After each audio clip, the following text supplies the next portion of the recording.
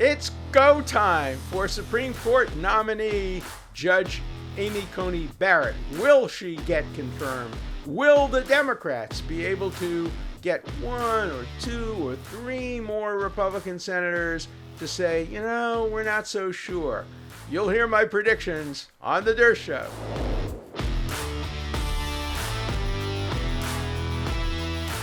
The Senate Judiciary Committee has begun hearings on the possible confirmation of President Trump's nomination of Judge Barrett to serve on the United States Supreme Court and take the seat that was previously held by Justice Ruth Bader Ginsburg. I watched the opening statements, and there were very few surprises. The Democrats began with Senator Feinstein, who may be the very reason why Judge Barrett was nominated. She badly mishandled Judge Barrett's nomination to the Seventh Circuit 3 years ago when she looked her in the eye and basically accused her of being too religious.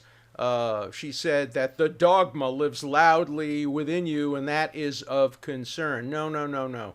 That's not of concern under the Constitution of the United States, which prohibits any religious test from being imposed on anybody serving or seeking to serve in any office under the United States. So it's out of bounds constitutionally to attack someone's religion as dogma or to express concern about a person's religion per se. And as the result of that statement being issued by Senator Feinstein when she was the ranking member of the Judiciary Committee, Judge Barrett leaped to the top of the list to be nominated for the Supreme Court. They made T-shirts out of Feinstein's statement, "The dogma lives loudly within you." People who are proud Catholics use that as a badge of courage, saying, yes, the dogma lives loudly within us. Don't call it dogma, perhaps, but it's our faith, our deep religious views. So they realized, the Democrats did, that Judge Feinstein's approach had absolutely backfired. And so I think they're going to stay away from asking questions about her faith, her religion, and they're certainly not going to use words like a dogma to describe her deep belief in the Catholic faith.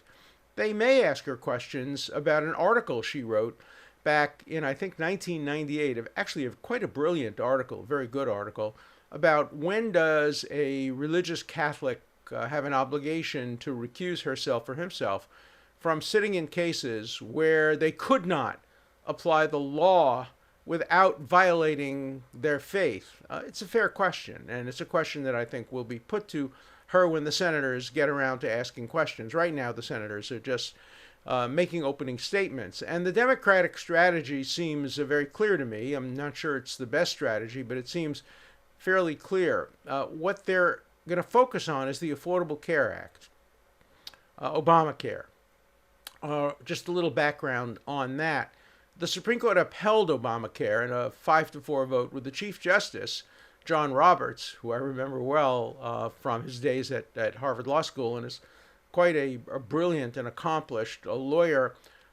He went out of his way to try to uphold the Affordable Care Act and may have stretched doctrine a little bit too much. He upheld the act as a tax, and under the Constitution, Congress has the power to impose taxes. Even President Obama said, "Oh, wait a minute, it's not a tax.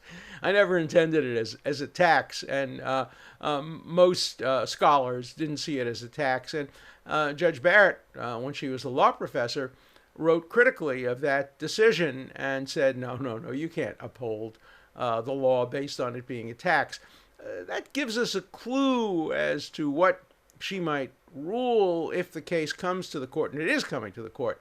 In early November, just days after the election, the Supreme Court is scheduled to hear argument on the constitutionality of the Affordable Care Act brought by Republicans, a challenge brought by Republicans, and she may well be confirmed in time to sit on that. And if she does sit on it, and if she does cast the deciding vote now 5-4 against the Affordable Care Act, reversing Chief Justice Roberts' decision, it may result in health care being denied to vulnerable people, to people with pre-existing conditions, etc. So I think the strategy of the Democrats, and I'm sure they were advised to do this by their political commentators, is look, right now the vote is 51 to 49 in favor of confirmation.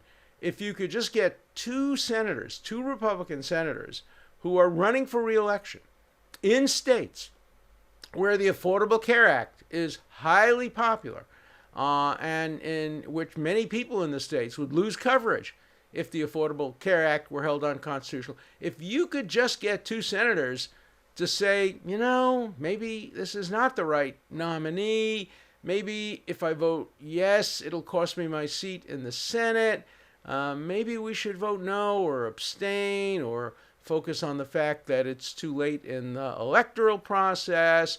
Maybe we shouldn't vote for confirmation. That's the strategy of the Democrats. I don't think it's going to work. It may be the best the Democrats have, but it's unlikely to persuade two senators.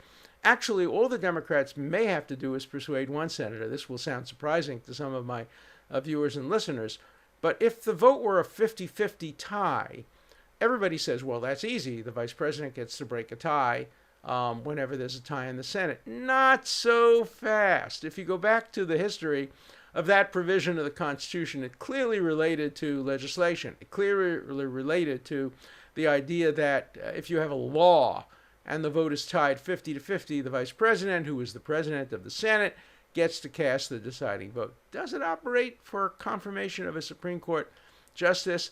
There's no precedent for that. We've never confirmed a Supreme Court justice by a divided vote, with the deciding vote being cast by the Vice President of the United States. Some would argue that it would give the presidency too much power. The president gets to nominate, and then the president, through his vice president, who is his surrogate, gets to confirm. Did the framers intend for the president both to nominate and confirm their own person for the Supreme Court? There would at least be an argument the Democrats would have against the vice president casting the deciding vote. Who would they make that argument to? They'd have to make it to the United States Senate. The United States Senate is controlled by Republicans, so they'd probably lose that argument, but it would be at least some kind of a symbolic victory. The idea of having a person sit on the Supreme Court for 40 years. This woman is in her late 40s. She could serve, if she lives as long as Ruth Bader Ginsburg, she could serve 40 years on the Supreme Court. The idea of having somebody serve on the Supreme Court for 40 years without a clear majority of the senators who were elected to the Senate requiring a tie-breaking vote by the vice president would cast some question on the legitimacy of her seat on the Supreme Court. Enough to defeat the nomination? Probably not. So the most likely scenario is that the Republicans are going to get their way. They're going to get away with the hypocrisy of having opposed the confirmation process of Merrick Garland just 4 years ago, less than 4 years ago, when he was nominated to replace Justice Scalia by then sitting President Barack Obama. The Republicans said, no, it's too late. It's 8 months before the election. Too late. And Senator Lindsey Graham said, use my words against me if I ever change my mind, and if I ever say that it's okay to confirm a senator a year or 6 months before the election. Well, now it's just weeks before the election, 3 weeks before the election. And Senator Graham and 50 other senators seem to be ready to violate a rule that they established only 4 years ago. Oh, they're coming up with all kinds of justifications. Now we control the Senate and the presidency, so it's different. No, that's not different. That's just difference in power. That's not difference in morality or difference in constitutionality.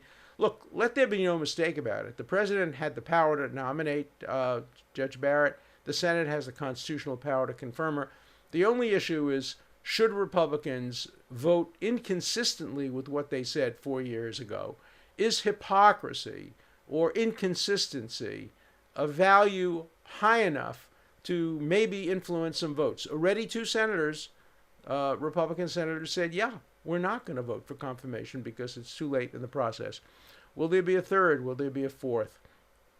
unlikely. I was frankly surprised that Senator Romney, who I remember he was my student at Harvard Law School and my governor when he was the governor of Massachusetts, and somebody I admire, I was surprised that he didn't raise some questions or doubts about the process of confirming a nominee so close to the election. But apparently he is going along with the majority of the Republicans. Remember, he's the only Republican who dissented when I argued the case in front of the United States Senate against impeaching President Trump.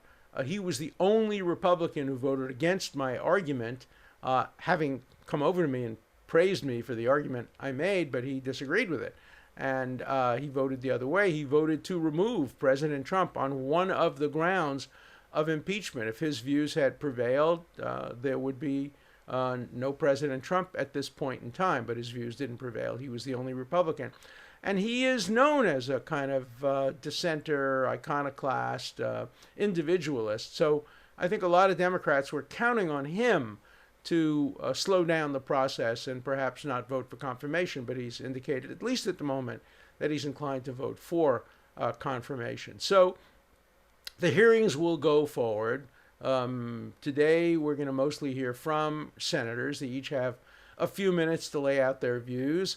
After that, Judge Barrett will lay out her views. We already know what they are. She has produced an advanced text. As you might imagine, there isn't a controversial word in anything she said. She talks about the rule of law and how she's following in the tradition of the great Justice Ginsburg and of the great Justice Scalia. Of course, you're not going to hear anything controversial. They are preparing her so carefully for these hearings. What they're doing, what they did in the past few days, and what they'll continue to do probably, is they have what's called a murder board. Sounds terrible. It sounds like the name for a TV mystery show. The Murder Board. The Murder Board is a handful of very smart Republicans who want to see her confirmed, but whose job it is to ask her the most difficult, most embarrassing, most inappropriate questions possible in order, A, to make sure she has the right substantive answers, and B, to make sure that she doesn't react emotionally the way, for example, Judge Kavanaugh reacted before he was confirmed as Justice Kavanaugh. Of course, there's a big difference. Judge Kavanaugh was accused, it seems likely falsely accused, at least by some of the accusers, of sexual misconduct that went back to when he was a teenager. And he was infuriated. I understand that. I've been falsely accused. I think I would have been infuriated too if I had been asked about something that never happened. But he was very, very angry, and some people think he didn't help his cause. Going back many, many years, Judge Bork was not confirmed for the Supreme Court because he didn't handle the hearings as effectively as he might have. So they're going to prepare her effectively.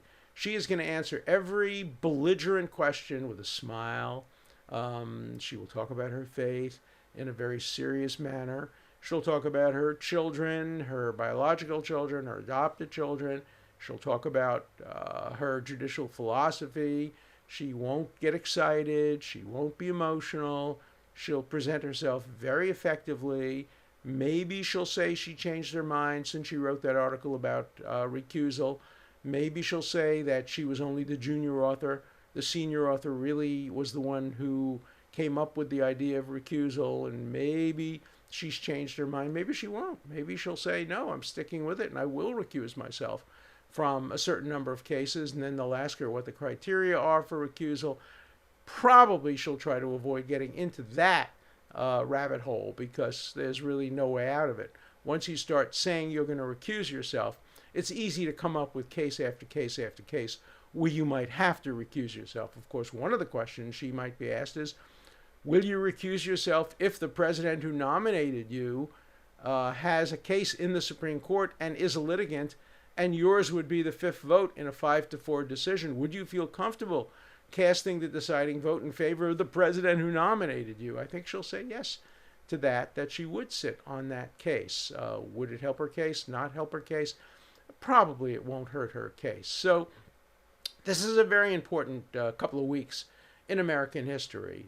People are surprised to know that until about 100 years ago, justices didn't appear at confirmation hearings. Justice Brandeis, who was very controversial because he was the first Jew nominated to the Supreme Court, and his nomination was opposed on the ground that he was Jewish, all in violation of the United States Constitution.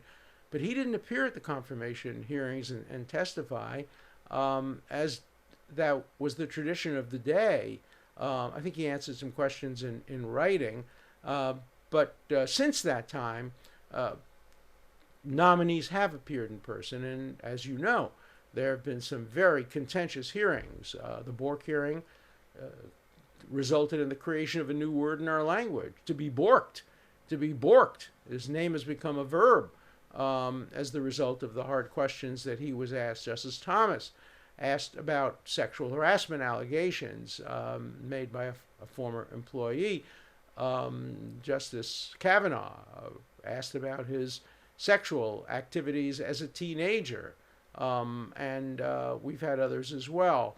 So generally, the confirmation process has become much more contentious and much more partisan. I don't think we're going to see the contentiousness in the next 2 weeks. I think we'll see partisanship on both sides, but I don't think we'll see contentiousness, because she is the kind of candidate who will be able to turn that to her advantage. So stay tuned. It's an important historical time. This process of confirming Judge Barrett could change America for many years. If there is a 6-3 conservative majority, even if you discount Chief Justice Roberts, who tries to be a peacemaker, it still would be a fairly firm 5-4 majority for conservative positions. And most of the conservative justices, with the exception of Justice Thomas, are quite young and could serve on the Supreme Court for a long time, which of course gives rise to what some Democrats are saying, another controversial issue, which will come up probably in this process. And that is, if the Democrats lose this, if Judge Barrett is confirmed, as she likely will be, will the Democrats take revenge if they take over the White House, take over the Senate, and retain control of the House of Representatives? Will they pack the court? Constitutionally, it's very easy to do. All you need is a majority vote of both houses and a non-veto by the president. And you could raise the number to 11, thereby giving the Democrats 2 new vacancies to fill, or 13, giving them 4, or 15. An op-ed in the New York Times said, what's wrong with having 37 justices of the Supreme Court? Well, there's plenty wrong with that. It turns the Supreme Court into a political institution rather than a judicial institution. 9 is about the right number. We've had it now for close to 150 years. It's not in the Constitution, but it's part of our tradition. Both presidential candidate Biden and vice presidential candidate Harris have refused to respond to direct questions. Would you advocate, support court packing? For them, it's a no-win proposition. If they say they would not, they would lose OAC and the radicals on the left who want court packing. If they say yes, they would pack the court. They would lose some centrists and moderates who don't believe you should pack the court. Franklin Delano Roosevelt tried it and lost a lot of support when he did. So they have been refusing to answer the question. Do they have a right? Of course they have a right. Is it right to refuse to answer a question like that? I don't think so. I think running for president means you really have to answer those kinds of questions. Look, the vice president also refused to answer questions about what he would do if the president refused to leave office after losing the election. So both sides have refused to answer relevant questions. But for purposes of the confirmation hearing, the shadow of court packing lurks in the background. And so what may end up happening is a short-term victory for the Republicans. They get their Justice Barrett, but in the end they lose their majority as the result of court packing. That would be, I think, unfortunate for the Supreme Court, unfortunately for America, unfortunately for our constitutional rule of law, but it could happen. So an important couple of weeks coming up, probably will end with a vote before the election, probably will end with a confirmation of the nominee. But, you know, in the world we live in, nothing is certain. If you had asked any of us a year ago to predict what the world would look like today with the coronavirus, with the racial protests in the street, with the election as it's being conducted. I don't think anybody could have predicted what the outcome would be. The Talmud, the Jewish Talmud, says that prophecy ended with the destruction of the Second Temple. And anybody who tries to prophesy the future is either a fool or a knave or a pollster. And pollsters sometimes end up being fools and knaves, as they were certainly fools in the run up to the 2016 election. So, although I'm predicting here today that we'll probably see the confirmation hearings go forward, probably see the confirmation of Judge Barrett, and maybe see some Democratic revenge if they take over the Senate, the House, and the presidency with court packing, don't put it in the bank. Yes, I've made some pretty accurate predictions in the past. I accurately predicted the likelihood that President Trump would beat Hillary Clinton back in 2016. I predicted Brexit, but don't count on my predictions. The world we live in has become so unpredictable. So, if you want to know what happened, you're going to have to tune in to the Durst Show. See if my predictions have come true. I promised you I'd never bore you. Now it's time for your voice to be heard. Judy from New York. Yes, Professor Dershowitz. My name is Judy Ann Joyner, and I live in Suffolk County on Long Island. And I'd like to thank you for speaking out about the anti-Semitism in the Democrat Party. It is horrific. You know, it was only a week or so ago I sat down and looked through a whole accounting of my family tree that came here from Austria, at how many of them perished. And it is absolutely heartbreaking. No, any good-minded person could not possibly remain attached to the Democrat Party. I'm sorry. Can't do it. Thank you, sir. Well, this is one person who remains attached to the Democratic Party. I'm going to stay a Democrat as long as I can have some influence on trying to marginalize the anti-Semites, and there are anti-Semites in the Democratic Party. Ilhan Omar is an anti-Semite. I have absolutely no doubt about that. And other members of the squad are anti-Zionist and sometimes cross the line into anti-Semitism. When AOC refused to go to a memorial for Yitzhak Rabin, the great prime minister of Israel, who was assassinated because he wanted peace, that crossed the line. Why would you refuse to attend a memorial for the prime minister of the only nation state of the Jewish people? When you discriminate against the only nation state of the Jewish people, that crosses the line to anti-Semitism. I'm going to fight against anti-Semitism with every bit of power I have, but I'm going to remain a Democrat because I want to see support for Israel, support for Jewish values, remain bipartisan. And I don't want to see the Republicans become the party of pro-Israel, the Democrats become the party of anti-Israel. That's become true in England, where the Labour Party has turned virulently against Israel and the Conservative Party more or less in favor of Israel. I don't think we want to see that in the United States. I think bipartisan support for Israel and Jewish values is too important. So I'm remaining a Democrat, and I'm remaining a Democrat as long as I can continue to have some influence in marginalizing the most radical elements of the Democratic Party. Hey, Harvey, you're from Nevada. What do you have to say? If the Democrats hold the House, Biden wins the White House, and the Democrats take the Senate, what's required to expand the Supreme Court from 9 to 15 judges? Is it just a simple majority in the Senate that's required? And if the Republicans get Barrett confirmed, is there any doubt in your mind that if the Democrats do sweep all three branches, that they will, in fact, try to expand the Supreme Court to 15 judges? Thank you, and have a great day. Bye. Great question. It does take only a simple majority of the Senate and the House and a non-veto by the president. It's just a bill, just like any other law. Just expand the number. The Constitution doesn't have a number of Supreme Court justices. It's been 5, it's been 7, it's been 9. It's never been more than 9, and it hasn't been anything but 9 for the last 150 or so years. So it's very easy to do. Will they do it? Would a President Biden, if he were to be elected, veto such a bill?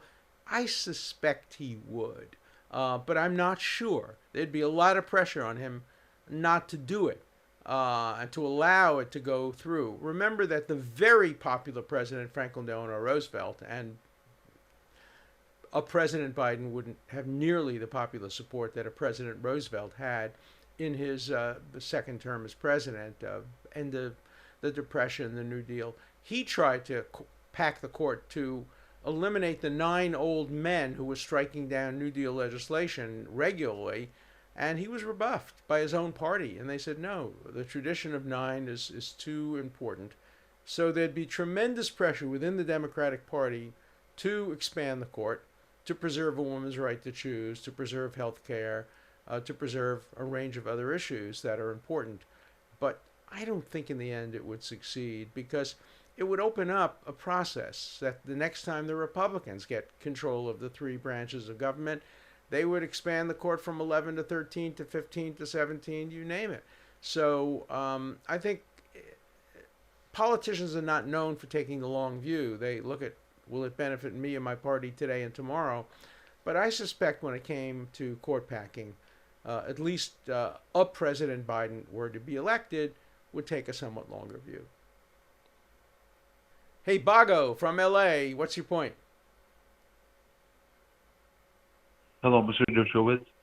Hope you are doing well. My name is Vago Chobanian. I am a Los Angeles resident. I'm calling in reference to your input regarding the current ethnic cleansing war that's going on in the Caucasus, where Azerbaijan, backed by Turkey, is pretty much driving out the Armenians, Christians from their ancestral lands and destroying their old churches and old synagogues, stuff old churches, that's what I mean.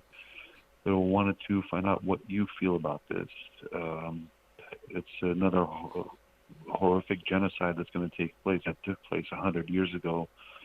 And wanted to have your input and talk about this issue to inform your audience. I've been listening to you for many years. I've lived in the United States for more than 45 years, and a true believer of this nation and what it could do to stand up against aggression, what is uncalled for.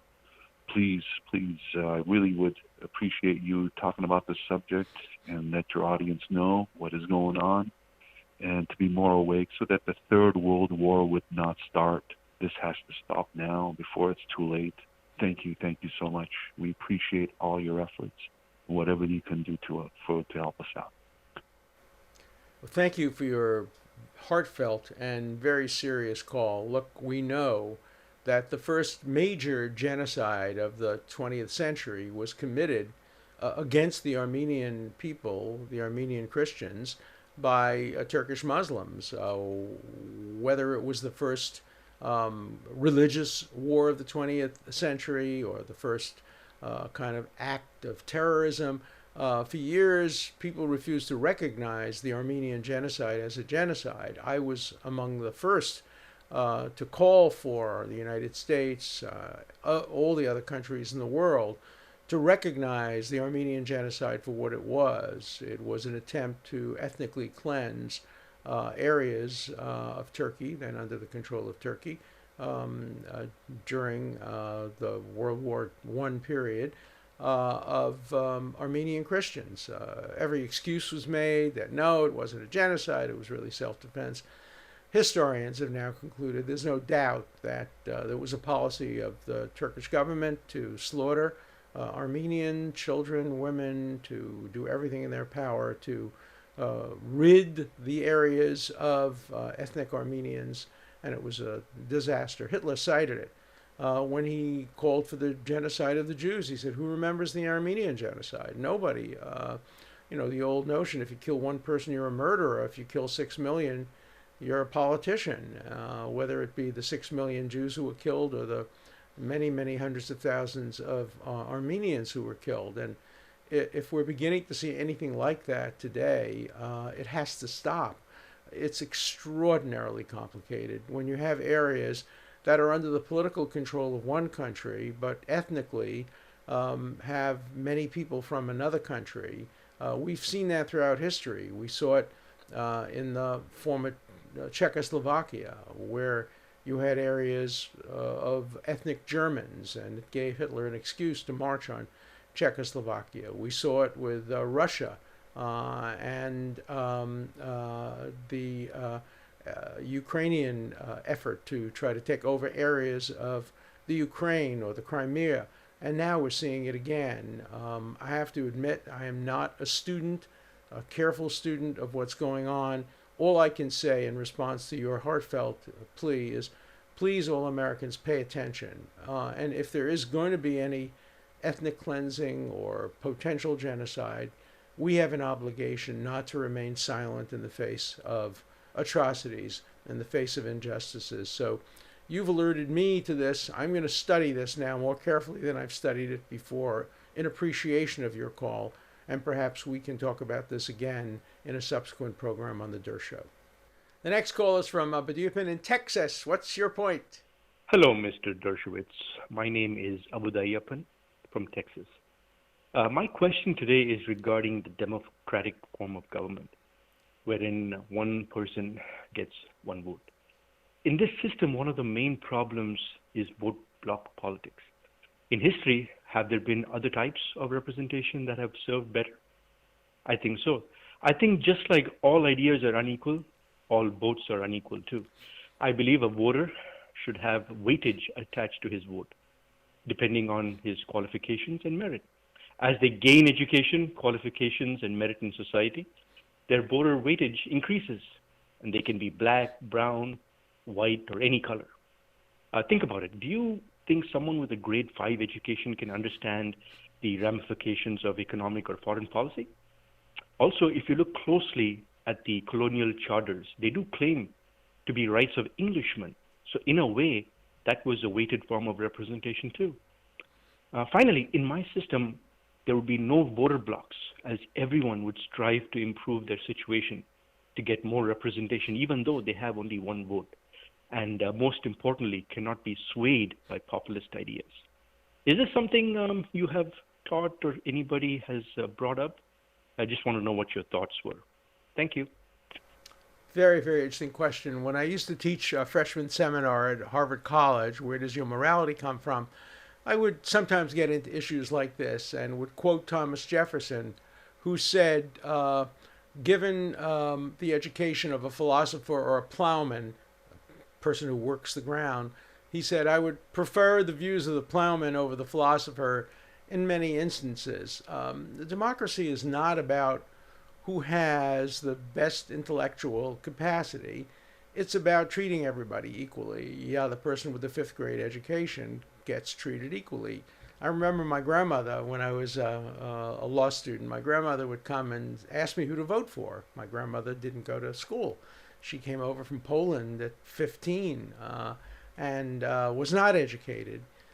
But I knew what her values were, and she knew what her values were, and who would best support her values. Winston Churchill once said, democracy is the worst form of government, except for all the others that have been tried over time.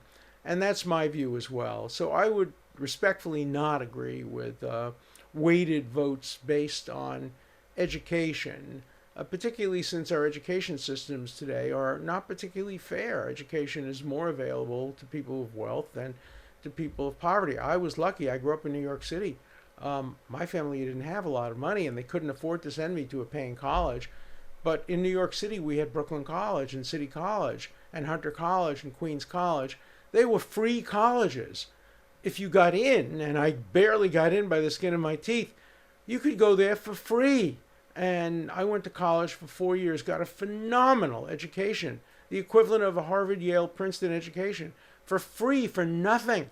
And that allowed me to become what I am. But if I had grown up in a state that didn't have free education, I would not get the votes that you would accord somebody with a college education, and that wouldn't be fair. I understand the frustration of populism and the dangers of populism, but let's remember too that the Nazis came to power in Germany not as the result of people with fifth grade education, but as the result of people with PhDs, people like Heidegger, the great philosopher, people like Gertrude Stein, a Jewish woman who supported Adolf Hitler, nominated him for the Nobel Peace Prize, and wrote introductions to books by Nazis. People like Ezra Pound, the great poet who supported Nazism and fascism. So there's no correlation between education and the kind of populism that results in the election of dictators. So respectfully, I'm sticking with one person, one vote. I want to expand voting. I want to make sure everybody with a first grade education, second grade education, or PhD gets the same weight in voting. Look, we don't have a pure democracy. A vote for the Senate in California is much less powerful than a vote for the Senate in Wyoming. Wyoming has 2 senators. They have very few people. California, which is bigger than most countries in the world, has only 2 senators. That's not pure democracy. It was a compromise with democracy. But, under the original Constitution, senators weren't even elected by the popular vote. They were elected by the state legislatures. We've changed that. We've moved more from a republic to a democracy, but not a perfect democracy. It's a work in progress. Hope we'll move to an even greater democracy with everybody voting. But thanks for your really, really interesting call. We live in an age of hyper-partisan division, not on the Der Show.